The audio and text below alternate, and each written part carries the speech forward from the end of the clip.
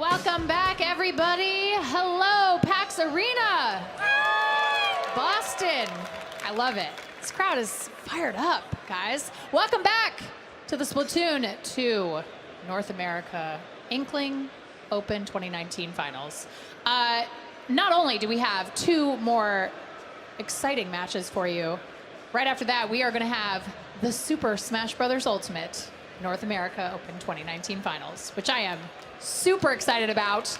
I know a lot of people here are ready to see some Smash, but before that, we got to play some more Splatoon. We do, and we've got what might be the most exciting set of the tournament playing next. Demise versus FTWIN. I called it a fireworks show earlier. That's what I'm hoping that we're going to see. Two of the most aggressive teams. And Milana, this time I'm going to toss to you. Who are you looking for on each team? Give me two. One from Demise, one from FTWIN. All right. I am looking forward to seeing Ice play.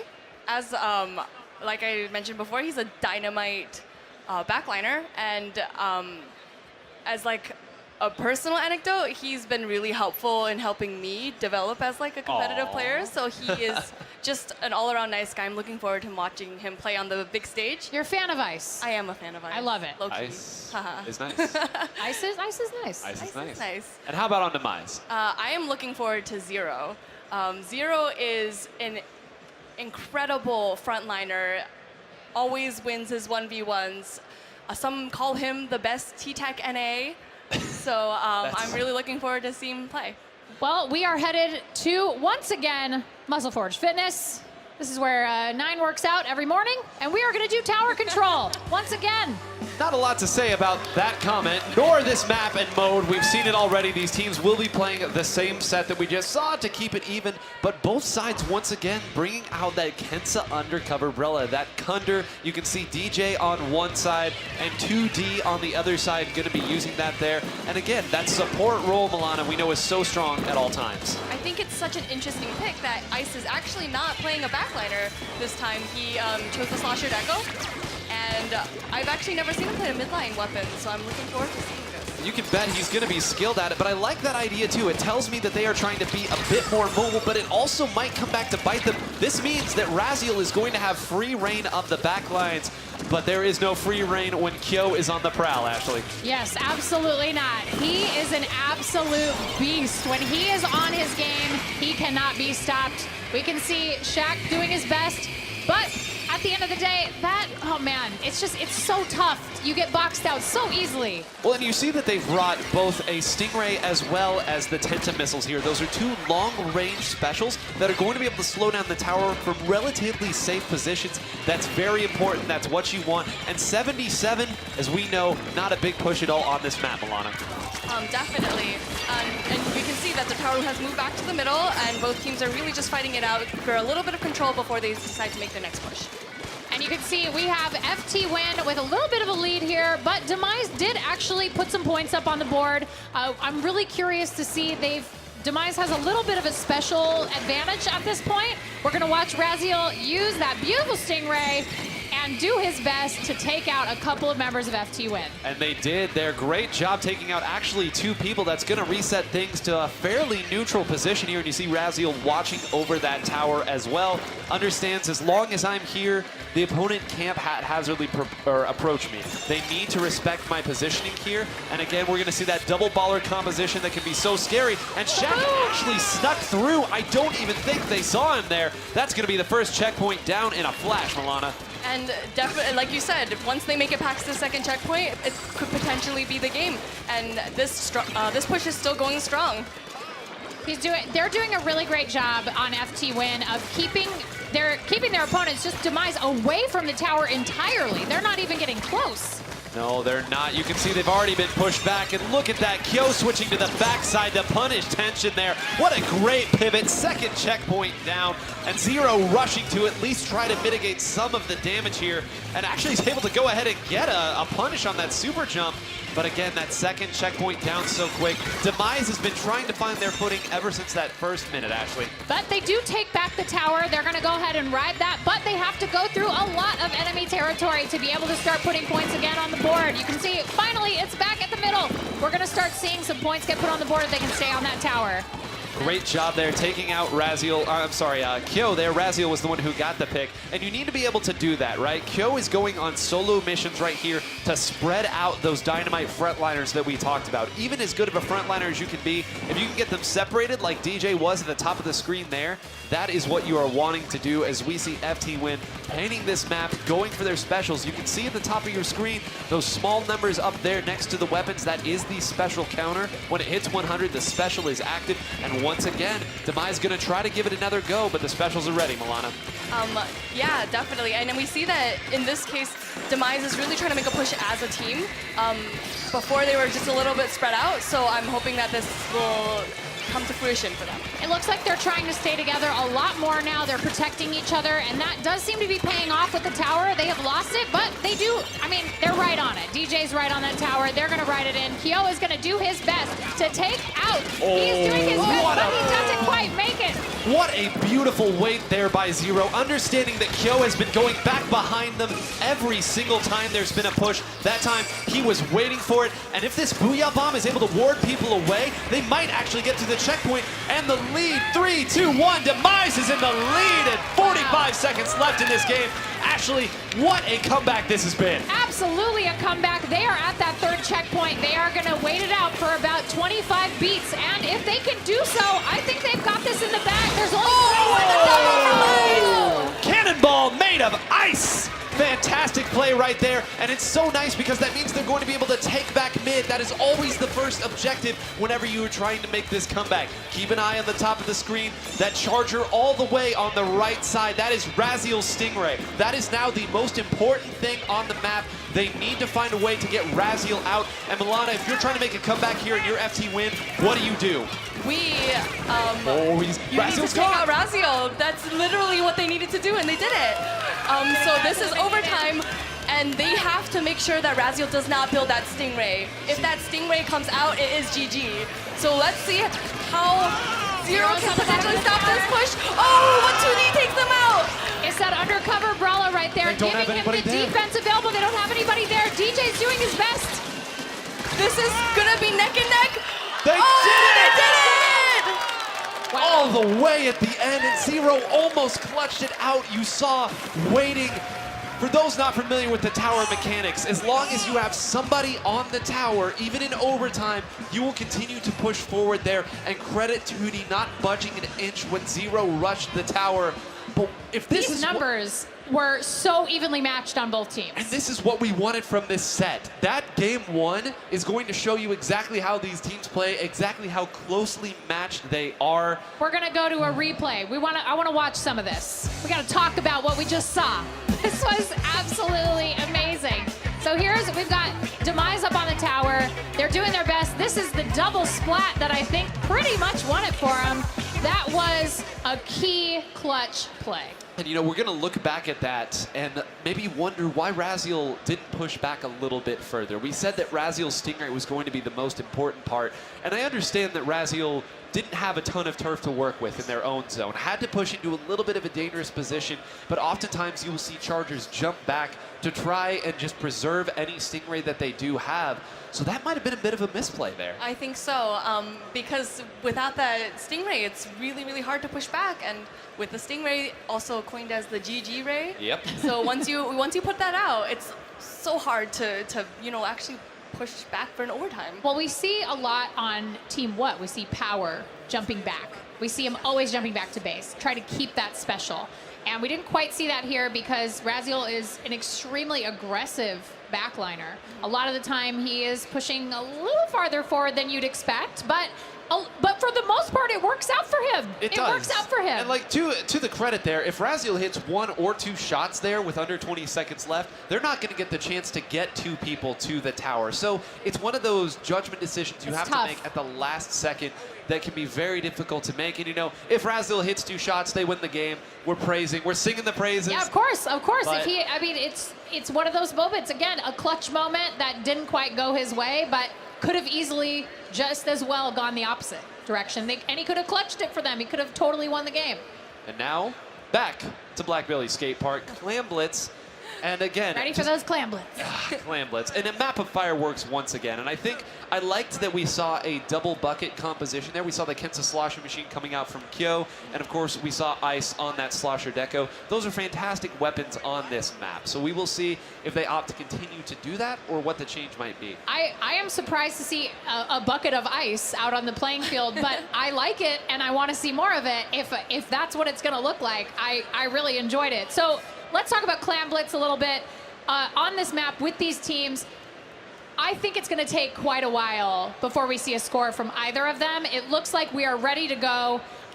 As you said, fireworks, I think this is going to be an extremely difficult scoring situation for both teams. Look for both teams to be a little bit conservative at the start. You can see those clams that are currently on the map give you enough of an opportunity to build a nice little stash. And FTWIN is going here with something that's a little different. We have a Splattershot Pro, but it is what we call the vanilla Splattershot Pro. This has rain, but it also has those point sensors. That is not something that we have talked about, but they know that Zero and Demise like to be very crafty with their pushes. They like to sneak around. Not going to be able to do that when you are marked. Let's take a look at Raziel here, already marked, but it's Charger, not a big deal.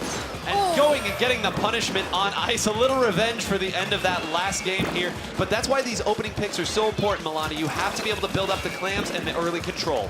Yes, definitely. And, you know, just by being able to take out the opponents, you have that turf to maneuver, you have that turf to build up the clams.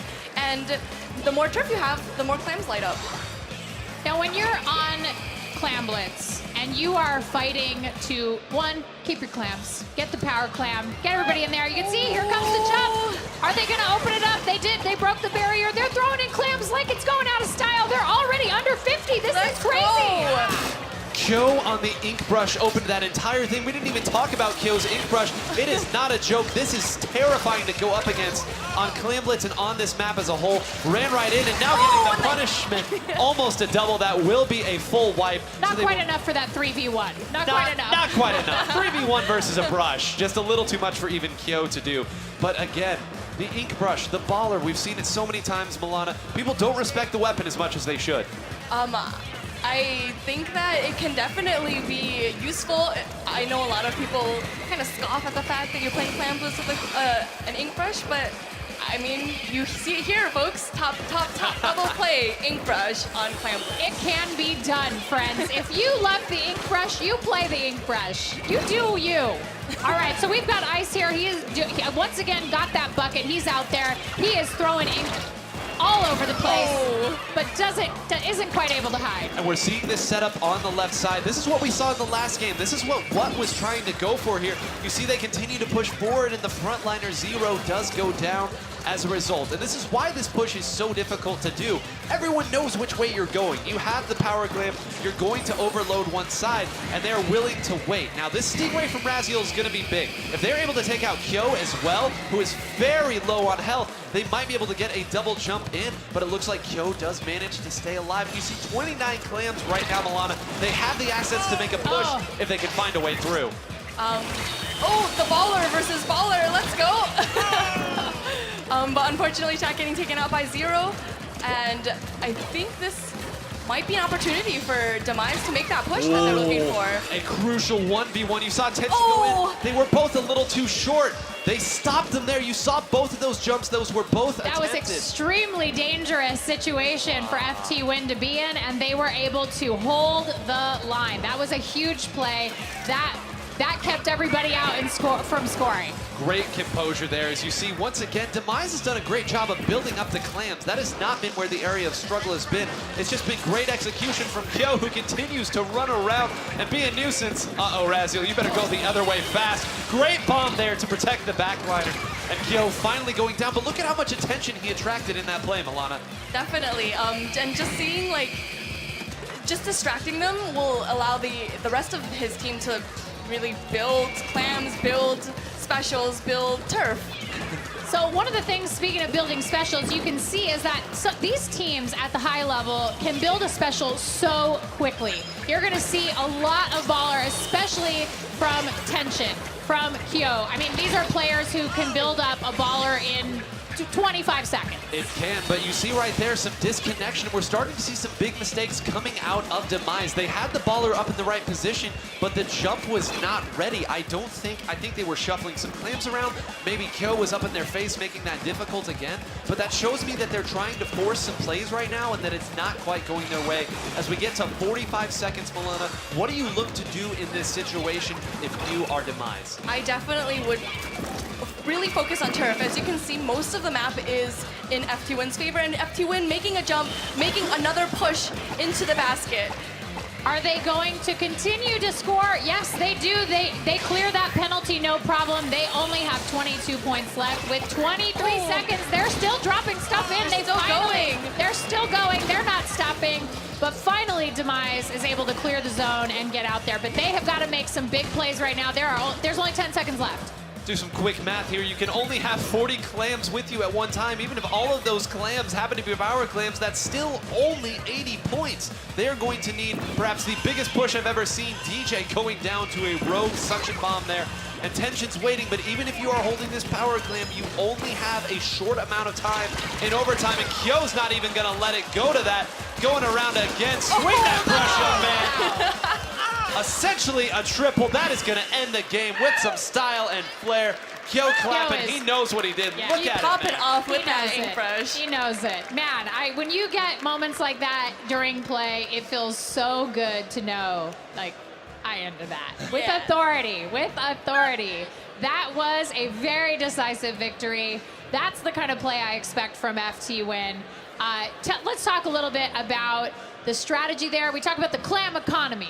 We've got to talk about the economy of clams. But there just was no, like you said, you do the math, there's no way to come back at that point unless a miracle happens. Essentially, a Hail Mary of Hail Marys is what that would have taken there. And that just shows you that FTWIN, consistent, excellent play, right? We say all the time in Splatoon, you have to make consistent game-winning pushes because of how volatile and how quickly this game moves. And they did just that. They had a big score, followed by a big score, followed by another big score. All of those were good enough pushes on their own, and to get 3 of them in one game tells me it was either the map that they knew, they were just better coordinated, but I do know one thing, and that is that Demise needs to find some answers quickly. Very, very quickly. Milana, so we saw on this map, like you said, a whole lot of ink put down, and not quite in FTWIN's favor. We saw a lot of purple on the map for Demise, but it didn't quite translate to scoring. So turf is important to maneuver around, but I think that Kyo having that ink brush allows him to maneuver even if there's no turf. And he is just a deadly force no matter what weapon he plays. And you're able to move so quickly with the brush. I think that that's a thing that a lot of players maybe get taken off guard by. It's very easy to flank people when you have a brush because you can just skate right behind somebody and they don't see you because, you know, the brush is pretty small and you just like get back in there, swipe, swipe, swipe, and then it's over. And on that same note, if you have an entire area of the map that is covered in your colored ink, you can pretty reliably assume, okay, nobody's going there. Right? I mean, if they're going there, we can open our map, we can see, we can notice. But by the time you notice that the brush has maneuvered through your territory, it's too late. They already got where they wanted to go. And we saw a couple times they jumped to Kyo when he was not even in a baller. Oftentimes you run a baller that way, but they didn't have any defenses over there because the brush is just too darn quick. It's too quick. And even on top of that, when you pop the baller, there's a sound effect, whereas the brush is it's a little quieter. Yeah, it's a little quieter. I'm not going to try to imitate it, but it is very sneaky. quiet. It's a little quick. Sneaky. Not for the fans? No, not for the fans. Sorry, everybody. So now, nobody wants that. Nobody wants that. So now we're moving on to Splat Zones. This is the quintessential pro-level mode. That's just one of my favorite modes to watch. Let's talk about Splat Zones a little bit for these two teams. Do you think that either team has an advantage over the other here? Well, based on this map, I'm going to have to go ahead and give it to FTWIN because I think on a more wide open map, you might favor Demise a little bit, right? They have those frontliners who can push up ahead of the zone and force the opponent to burn their specials to get to the zone instead of burning them on the zone, which is ideally what you'd be able to do. But because Anchovy Games has those fans, as we call them, that raise up and you have to do that, it slows down aggressive teams here.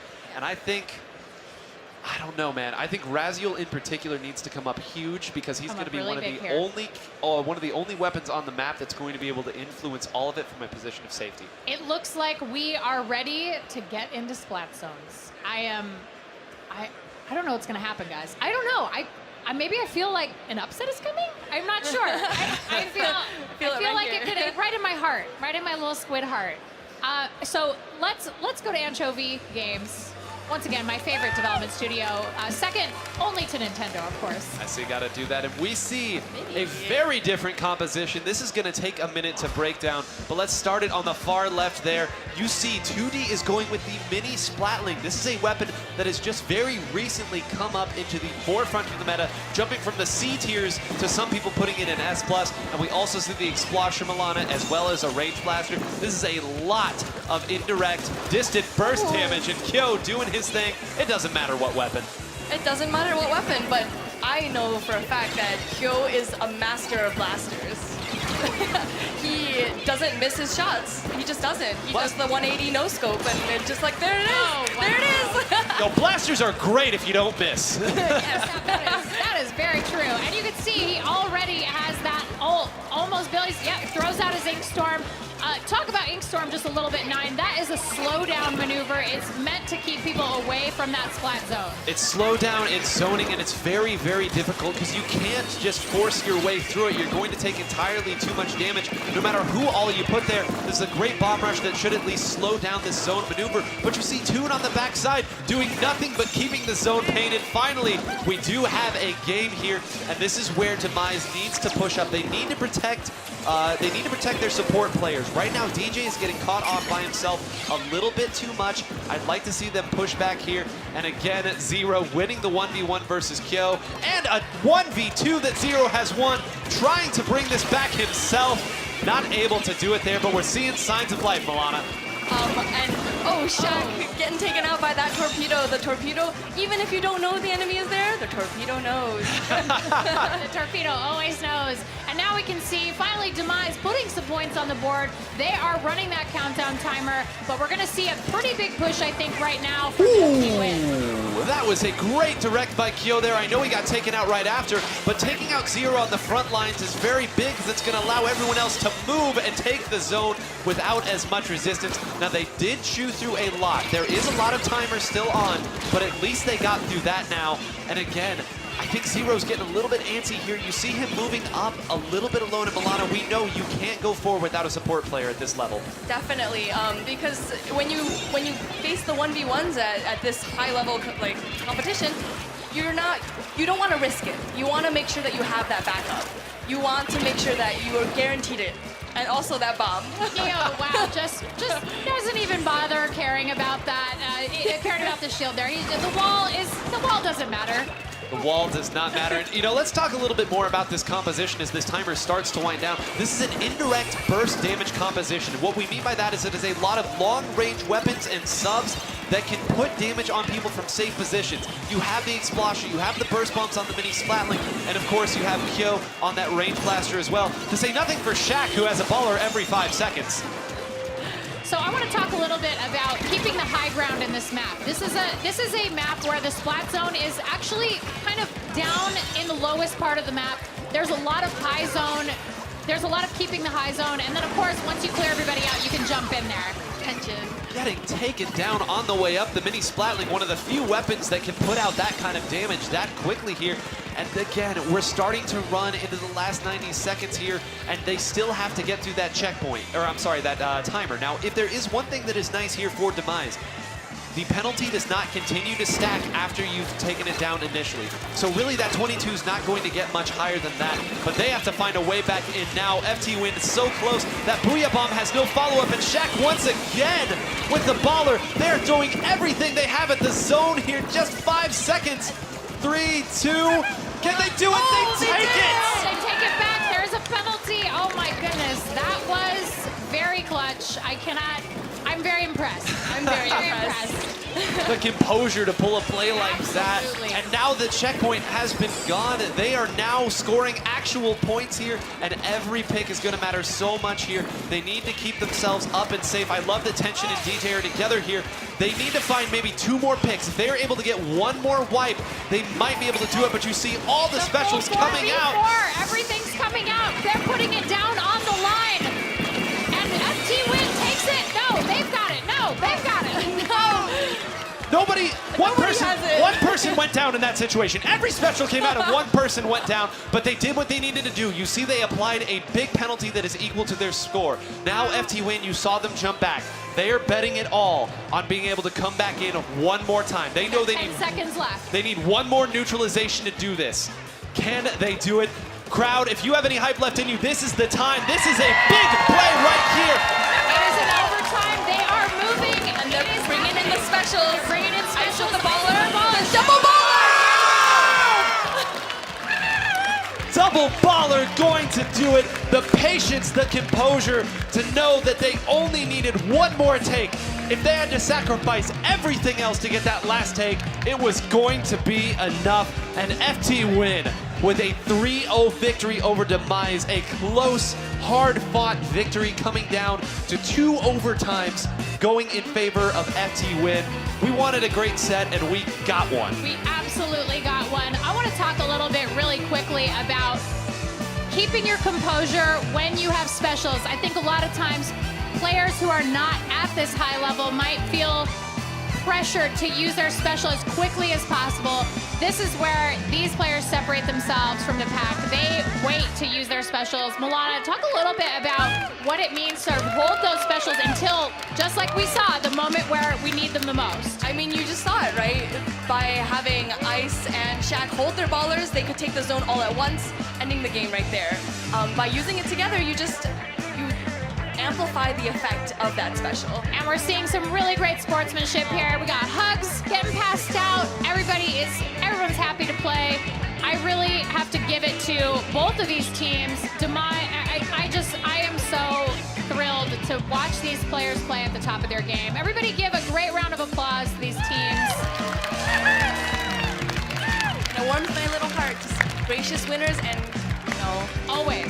Always gracious winners. I love that. I love it. All right, so I think we should look maybe at the, I think we gotta look at the bracket. Let's look at the bracket. Let's update it for those of you at home Update that bracket. who are following along. We, of course, had Low-Key winning our earlier match against What, and that fantastic set we just saw, FTWIN getting their win over Demise, meaning that we have Low-Key versus FTWIN here in our finals. This is going to be a best of 7. Ooh, all the marbles on the table right here. It's all on the line. They are playing for the chance to go to the World Championships in Los Angeles, which, those are big stakes. Representing Really North big stakes. America, too. Representing all of North America, not just the U.S., Canada, Mexico, all of us. We're representing everybody. We are going to take a quick break, though, before our finals, and we will be right back. Stick around.